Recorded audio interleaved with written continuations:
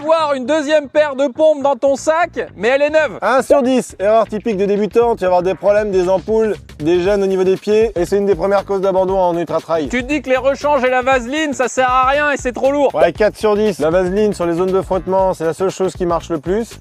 Sauf pour les pieds, faut éviter, ça crée encore plus d'humidité. Et les rechanges, c'est la seule chose qui te permet d'avoir des vêtements secs quand tu t'es tapé un orage pendant 3 heures. Mettre le t-shirt offert neuf lors de la retraite d'Ossard. Ouais, 3 sur 10, c'est le meilleur moyen de choper des petites irritations au niveau des tétons. Faut tester tes produits avant. Manger un gel dès le départ et manger régulièrement. 8 sur 10, c'est une stratégie nutritionnelle parfaite si tu arrives à la gérer, pas d'écœurement et que tu l'as testé avant. Partir pleine balle dès le début pour griller tout le monde. Alors 2 sur 10, à moins que tu sois un UTMB index de 700 ou 800 ou que tu es Clément de Fresnes, tu vas te griller dès le début au niveau cardio et tu vas garder le palpitant le reste de la course, c'est dommage. Planifier sa stratégie de course et respecter le pace. 9 sur 10, tu t'es testé pendant les week-end chocs, tu connais tes allures de référence sur tel ou tel pourcentage de pente et t'as plus qu'à essayer de respecter ton pace tout au long de ta course et avoir une efficience plus importante sur la durée. Alors le 10 sur 10, ça existe pas. T'arrives pile le jour de ton pic de forme, t'as aucune variation d'énergie parce que t'as réussi à manger en continu sur toute ta course, tu te sens super en forme, t'as pas de douleur aux genoux, aux pieds, aux hanches, t'as même pas besoin de changer de vêtements. Quand tu cours, tu sens plus rien, t'es en flow total, t'es juste concentré sur le paysage